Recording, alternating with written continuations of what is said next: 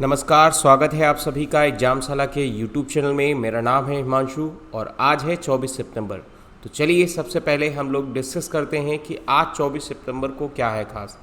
तो 24 सितंबर को मनाया जाता है हमारा वर्ल्ड मैरीटाइम डे। ये वर्ल्ड मैरीटाइम डे ऑब्जर्व किया जाता है 24 सितंबर को। किस लिए? क्योंकि हम यूनाइटेड नेशन का जो सस्टेनेबल डेवलपमेंट गोल्स है उसको हम उसके बारे में अवेयरनेस फैला सकें और साथ साथ में जो ओशन से रिलेटेड सस्टेनेबल गोल्स हैं उनको हम आसानी से अचीव कर सकें। यहाँ पर आपको एक चीज़ बात याद रखनी है कि जो सस्टेनेबल डेवलपमेंट गोल्स है उसमें 2030 तक एजेंडा रखा गया है कि सस्टेनेबल डेवलपमेंट गोल्स को हर कंट्रियों के द्वारा अचीव कर लिया जाएगा। इसके अलावा आपको यहाँ पर एक चीज़ याद रखनी है कि जो वर्ल्ड मैरीटाइम डे है 2020 का, इसका थीम क्या है? तो थीम है sustainable shipping for sustainable planet. ठीक है, याद रखना है। और इसको शोकेस किया जाता, मतलब इसको ऑब्जर्व किया जाता है यूनाइटेड नेशन के द्वारा और साथ साथ में इसकी जो इम्पोर्टेंट ऑर्गेनाइजेशन है इंटरनेशनल मैरीटाइम ऑर्गेनाइजेशन, ये इसके बारे में काफ़ी अवेयरनेस बढ़ाती है। ठीक है, तो आपको यहाँ पर एक कमेंट सेक्शन में बताना है कि जो IMO है यानी इंटरनेशनल मैरीटाइम ऑर्गेनाइजेशन, इसका हेडक्वार्टर कहाँ पर है। फटाफट बताइए कमेंट सेक्शन में कि इसका हेडक्वार्टर कहाँ पर है। इसके साथ हम लोग बढ़ते हैं क्वेश्चन नंबर फर्स्ट पर। क्वेश्चन नंबर फर्स्ट में आपसे क्या पूछा है कि अभी हाल ही में कौन से इंस्टीट्यूट ने एक सक्सेसफुल फ्लाइट टेस्ट किया है जिसका नाम रखा है अभ्यास। अभ्यास मतलब एक मिसाइल टेस्ट किया है और वो किस इंस्टीट्यूट के द्वारा कंडक्ट किया गया है ये आपको बताना है। तो देखिए इसका सही आंसर क्या है। इसका सही आंसर है हमारा DRDO, यानी DRDO के द्वारा ये अभ्यास high speed expendable aerial target, इसका फ्लाइट टेस्ट किया गया है। कहाँ पर किया गया है? तो ये किया गया है उड़ीसा में बालासोर रेंज में इसका टेस्ट किया गया है। और इसके साथ में आप यहाँ पर ये देख रहे होंगे, ये है अभ्यास अपना ये मिसाइल और ये जो एक व्हीकल है जिसके द्वारा ये लॉन्च किया गया है, तो ये एक डेमोन्स्ट्रेटर व्हीकल है, यानी जिससे इसको भी टेस्ट किया गया है। इसको कहीं पर भी हम ले जा सकते हैं मिसाइल की लॉन्चिंग के लिए। वेरियस मिसाइल सिस्टम जो है उसके लॉन्चिंग के लिए ये ले जाया जा सकता है। और जो अभ्यास है इसको डिज़ाइन किया गया है हमारे यहाँ पर एरोनॉटिकल डेवलपमेंट के द्वारा। तो एरोनॉटिकल डेवलपमेंट ऑर्गेनाइजेशन ये जो है ये किसके अंतर्गत काम करती है? ये DRDO के अंतर्गत काम करती है, ये याद रखना है आपको। ठीक है, तो याद रखना है कि अभ्यास एक मिसाइल है जिसको भी हाल ही में टेस्ट किया गया है उड़ीसा में और किसके द्वारा? ये DRDO के द्वारा टेस्ट किया गया है। चलिए आगे बढ़ते हैं क्वेश्चन नंबर 2 पर। तो क्वेश्चन नंबर 2 में आपसे पूछा है कि सेंटर गवर्नमेंट इसने अभी हाल ही में 8.2 करोड़ रुपए का कोलेक्ट्रल फ्री लोन दिया है। किसके लिए? स्ट्रीट वेंडर्स के लिए। कौन से राज्य में, ये आपको बताना है। तो देखिए यहाँ पर मैं आपको एक चीज़ बता देता हूँ कि कुछ दिन पहले जब लोग कोविड-19 चल रहा था, देखोगे आप कि जब कोविड-19 पेंडेमिक चल रहा था तो उस दौरान सेंट्रल गवर्नमेंट की एक स्कीम आई थी। उस स्कीम का नाम आपको पता होना चाहिए, आपको पता ही होगा शायद, आत्मनिर्भर भारत, है ना। आत्मनिर्भर भारत, इस स्कीम के अंतर्गत उसने क्या किया था? 20 लाख करोड़ रुपए का पैकेज रखा था।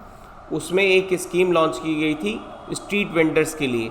वो स्ट्रीट वेंडर्स के लिए स्कीम जो लॉन्च की गई थी उसमें से ही कुछ अमाउंट अभी 8.2 कोलेक्ट्रल फ्री लोन दिया गया है।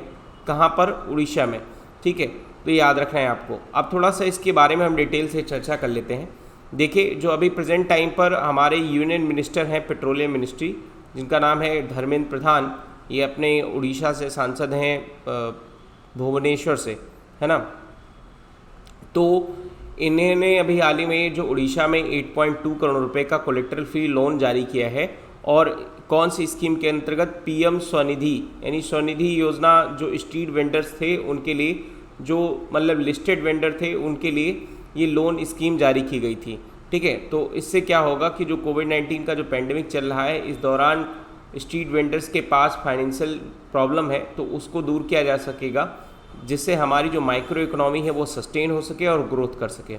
ठीक है, तो इसके बारे में ये कोलेट्रल फ्री लोन उड़ीसा को दिया गया है, याद रखना है आपको। आगे बात करते हैं क्वेश्चन नंबर 3 पर। क्वेश्चन नंबर 3 में आपसे पूछा है कि मुख्यमंत्री किसान कल्याण योजना किसान कल्याण योजना ये अभी हाल ही में किसके द्वारा लॉन्च की गई है, ये आपको बताना है। ऑप्शन आपके सामने है मध्य प्रदेश, उत्तर प्रदेश, महाराष्ट्र, बिहार। ठीक है, तो इसका सही आंसर क्या है? इसका सही आंसर है हमारा मध्य प्रदेश। सरकार ने भी हाल ही में मुख्यमंत्री किसान कल्याण योजना जारी की है। क्या है इसके बारे में, आइए जानते हैं। तो मुख्यमंत्री किसान कल्याण योजना ये बिल्कुल उसी तरीके से है जैसे अपना चला था प्रधानमंत्री किसान सम्मान निधि योजना। तो प्रधानमंत्री किसान सम्मान निधि योजना इसी के तरीके से मुख्यमंत्री किसान कल्याण योजना शुरू की गई है। इसमें क्या किया जाएगा, इस स्कीम के अंतर्गत जो फार्मर हैं उनको 4,000 रुपये एडिशनल दिए जाएंगे और साथ साथ में आप देखोगे कि 10,000 रुपीज़ उसका एनुअल असिस्टेंट दिया जाएगा। इसके लिए मध्य प्रदेश सरकार ने 800 करोड़ रुपए रखे हैं, जिससे किसानों को 4,000 रुपये और 10,000 रुपये एनुअली दिए जा सकें। तो अभी फ़िलहाल उनको 4,000 रुपये की किस्त दी जाएगी, जैसे किसान सम्मान निधि प्रधानमंत्री जी ने शुरू की थी, उसी तरीके से मुख्यमंत्री किसान कल्याण योजना मध्य प्रदेश सरकार ने शुरू की है, याद रखना है आपको। आगे बात करते हैं क्वेश्चन नंबर 4 पर। तो इसमें आपसे पूछा है कि national forensic science university bill अभी हाल ही में 2020 ये पास हो गया है लोकसभा से। तो इसका मेन मोटिव क्या है ये आपको बताना है यहाँ पे। तो मेन मोटिव क्या है, देखिए मेन मोटिव है applied behaviour science studies law and criminology. मतलब हम जो फॉरेंसिक साइंस है उस फॉरेंसिक साइंस में आप देखोगे कि हम अप्लाइड बिहेवियर साइंस को फोकस करेंगे, साथ साथ में हम यहाँ पर लॉ और क्रिमिनोलॉजीज़ में भी अप्लाइड साइंस को यहाँ पर फोकस में रखेंगे। ठीक है, तो इसलिए ये यूनिवर्सिटी बिल जो नेशनल फॉरेंसिक साइंस है यूनिवर्सिटी बिल का मेन एम है। ठीक है, यहाँ पर आप देख सकते हैं the propose universities facilitate to promote studies and research help to achieve excellence in the field of forensic science, है ना, किस चीज़ में, बिहेवियरल साइंस में, स्टडीज़ में, लॉ और क्रिमिनोलॉजी में। अच्छा, यहाँ पर एक चीज़ आप बताइएगा कि जो नेशनल फॉरेंसिक साइंस है, नेशनल फॉरेंसिक साइंस ये कौन से मिनिस्ट्री के अंतर्गत आती है? ठीक है, तो ये आती है, आपको याद रखना है, होम मिनिस्ट्री के अंतर्गत, यानी गृह मंत्रालय के अंतर्गत आती है। ठीक है, ये याद रखना है आपको। आगे बात करते हैं क्वेश्चन नंबर 5 पर। तो क्वेश्चन नंबर 5 में आपसे पूछा है कि राष्ट्रीय रक्षा यूनिवर्सिटी बिल लोकसभा में भी हाल ही में पास किया गया, ये फॉर विच स्टेट, यानी किस स्टेट के लिए भी हाल ही में राष्ट्रीय रक्षा यूनिवर्सिटी बिल पास किया गया है लोकसभा में। तो इसका सही आंसर क्या हो सकता है? ऑप्शन आपके सामने है, राजस्थान है, गुजरात है, महाराष्ट्र है, गोवा है। आपको यहाँ पर ये बताना है कि इसका सही आंसर क्या होगा। तो देखिए इसका सही आंसर है हमारा गुजरात। गुजरात सरकार के लिए राष्ट्रीय रक्षा यूनिवर्सिटी बिल पास किया गया। इसके बारे में डिटेल से हम लोग जानते हैं क्या है। देखिए लोकसभा में भी हाल ही में जो राष्ट्रीय रक्षा यूनिवर्सिटी बिल पास किया गया, ये गुजरात में इस्टेब्लिश करने के लिए पास किया गया। और इसका मेन जो ऑब्जेक्टिव है वो क्या है? मेन ऑब्जेक्टिव है providing the dynamic and high standard learning and research and providing the working environment, बेहतर इन्वायरमेंट मिल सके और साथ साथ में डेडिकेट हो सके एडवांस रिसर्च के लिए, एजुकेशंस के लिए और training and domain of policing के लिए। तो इसके लिए यहाँ पर ये राष्ट्रीय रक्षा यूनिवर्सिटी बिल पास किया गया है जो गुजरात में इस्टेब्लिश होगा और इसका मेन फोकस एडवांस रिसर्च और एजुकेशंस के लिए फोकस में रखा गया है। ठीक है, आगे बढ़ते हैं हम लोग क्वेश्चन नंबर 6 पर। तो क्वेश्चन नंबर 6 में आपसे पूछा है कि अभी हाल ही में नरेंद्र मोदी को दिया गया है अभी हाल ही में कौन सा अवार्ड अभी हाल ही में रिसेंटली दिया गया है? तो ब्रिट अवार्ड, पुलित्जर अवार्ड, बाफ्टा या फिर आईजी नोबेल प्राइज़। तो इसका सही आंसर क्या है? इसका सही आंसर आईजी नोबेल प्राइज़। ठीक है, पीएम नरेंद्र मोदी अभी हाल ही में अवार्डेड हुए हैं आईजी नोबेल प्राइज़ से। किस चीज़ के लिए इनको मिला है? जो कोविड-19 का पेंडेमिक अभी चल रहा था, इस दौरान इन्होंने मेडिकल एजुकेशंस पर काफ़ी फोकस किया है, मेडिकल एजुकेशन को बढ़ावा दिया है। ठीक है, और इमीडिएट उसका इफेक्ट दिखा है हमारी इकॉनमी पर, हमारी लाइफ पर, हमारी हेल्थ पर। तो ये सारी चीज़ों के लिए इन्हें आईजी नोबेल प्राइज़ दिया गया। थोड़ा सा इसके बारे में और जानते लेते हैं। आईजी नोबेल प्राइज़ इसको सबसे पहली बार 1991 में जारी किया गया था और तब से एक कंटिन्यू है। इसको ऑर्गेनाइज किया जाता है मैगजीन एनल्स ऑफ इम्पॉरेबल रिसर्च के द्वारा। यहाँ पर ये प्राइज़ दिया जाता है। ये पूरी तरीके से डिफरेंट है जो अपना दिया जाता है एल्फ्रेड नोबेल प्राइज़, है ना, उससे थोड़ा सा डिफरेंट है। 1991 से यहाँ पर दिया जाता है। किस क्षेत्र में दिया जाता है? तो अपने जो साइंस के फील्ड हैं, बायोलॉजी है, मेडिकल है, केमिस्ट्री है, फिजिक्स है, उसी तरीके से इस फील्ड में भी IG नोबेल प्राइज़ दिया जाता है। आगे बात करते हैं क्वेश्चन नंबर 7 पर। तो क्वेश्चन नंबर 7 में आपसे पूछा है कि कौन से बैंक में भी हाल ही में मैक्सिमम फ्रॉड केस देखने को मिले हैं। मैक्सिमम फ्रॉड केस देखने को मिले हैं, जो RBI के द्वारा भी बताया गया कि कौन सा वो पब्लिक सेक्टर बैंक है जिसमें भी हाल ही में रिसेंटली में सबसे ज़्यादा फ्रॉड देखने को मिले हैं। तो देखिए, पब्लिक सेक्टर बैंकों की बात की गई है तो यहाँ पर आपके दो ऑप्शन अपने आप कट हो जाते हैं। एक तो एक्सिस बैंक और दूसरा ICICI बैंक। क्यों? क्योंकि ये दोनों प्राइवेट बैंक हैं। ठीक है, तो प्राइवेट बैंक है इसलिए यहाँ पर दोनों ऑप्शन कट हो गए। अब आपके पास दो ऑप्शन बचे, यानी SBI और PNB पंजाब नेशनल बैंक। तो इसका सही आंसर क्या है कि मैक्सिमम फ्रॉड जो केस देखने को मिले हैं वो देखने को मिले हैं SBI में। स्टेट बैंक ऑफ इंडिया में largest number of fraud case देखने को मिले हैं। अगर आपके पास भी कोई फ्रॉड केस आता भी है उससे बच के रहिए। क्या होता है, आपको कॉल करते हैं कि आपका ATM ब्लॉक हो गया है, आप उनको पिन बताइए, आप उनको CVV नंबर बताइए, आपको कार्ड नंबर बताइए, वो आपका ATM चालू कर देंगे। तो ऐसा कुछ भी नहीं है SBI की तरफ से, यानी कोई भी कॉल नहीं किया जाता है। लेकिन आप देखेंगे कि SBI में सबसे ज़्यादा फ्रॉड हुए हैं कोविड-19 पैंडेमिक के दौरान, है ना। तो आप देखोगे कि इससे लोगों को आगे बहुत सतर्क रहने की ज़रूरत है। और बैंक ऑफ इंडिया इससे वर्स्ट हिट हुआ है। इस टाइम पर आप देखोगे सबसे ज़्यादा इफेक्टेड बैंक ऑफ इंडिया और SBI में हुआ है। ठीक है, सबसे ज़्यादा लार्जेस्ट फ्रॉड SBI और बैंक ऑफ इंडिया तो बहुत ज़्यादा इसकी वजह से हिट किया है, साइबर क्राइम की वजह से। तो प्लीज़ इससे बच के रहिए, आपसे रिक्वेस्ट है। चलिए आगे बढ़ते हैं क्वेश्चन नंबर 8 पर। तो क्वेश्चन नंबर 8 में आपसे पूछता है कि इंडिया ने अभी हाल ही में किस देश के साथ दो दिन के लिए एक नेवल एक्सरसाइज कंडक्ट करने जा रहा है, और वो भी कहाँ पर? इंडियन ओशन में। तो इंडियन ओशन में अभी हाल ही में ये आप देखोगे 2 दिन की एक्सरसाइज कंडक्ट करने जा रहा है। किस देश के साथ ये आपको बताना है। तो इसका सही आंसर है हमारा ऑस्ट्रेलिया के साथ। ऑस्ट्रेलिया के साथ अभी हाल ही में जो एक्सरसाइज करने जा रहा है उसका नाम लिखिएगा पासएक्स। ठीक है, पासएक्स यहाँ पर इसका एक्सरसाइज कंडक्ट होगा इंडियन ओशन में। इसमें क्या होगा, इंडो ऑस्ट्रेलिया डिफेंस रिलेशंस को इम्प्रूव करने पर ध्यान रखा जाएगा।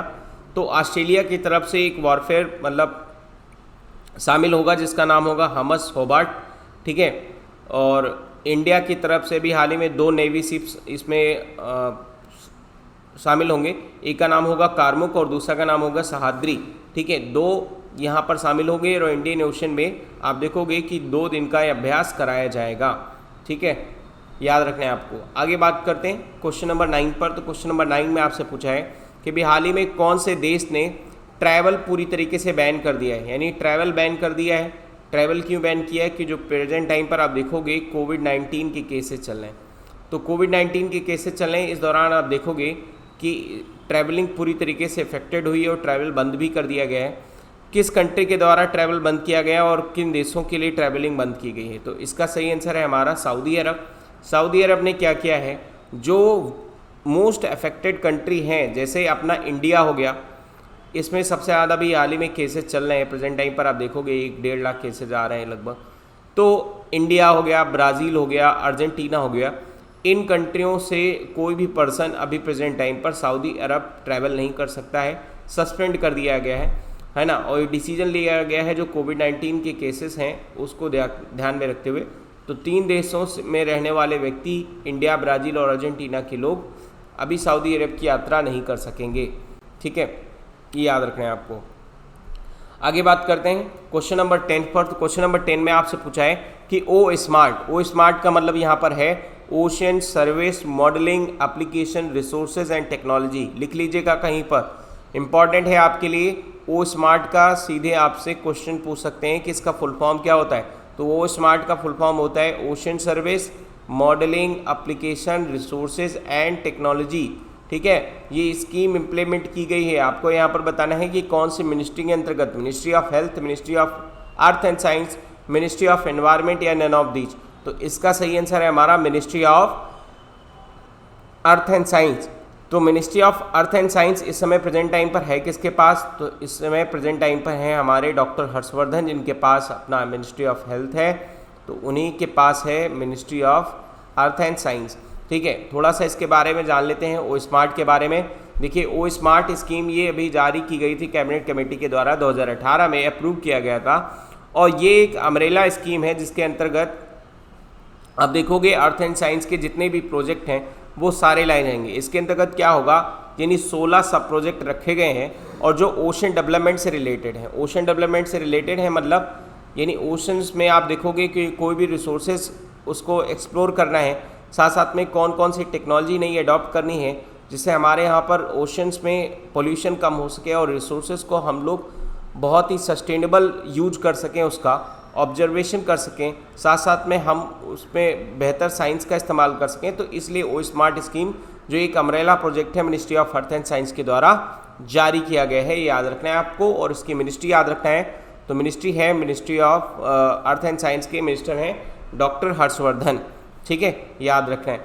तो आज के इस वीडियो में इतना ही, और थैंक यू फॉर वॉचिंग। आप इस वीडियो को ज़्यादा से ज़्यादा लोगों तक शेयर करिए ताकि वो भी इस वीडियो को देखकर अपने एग्ज़ाम की बेहतर से तैयारी कर सकें। ठीक है, चलिए बढ़ते हैं। आज के इस वीडियो में इतना ही। Thank you for watching.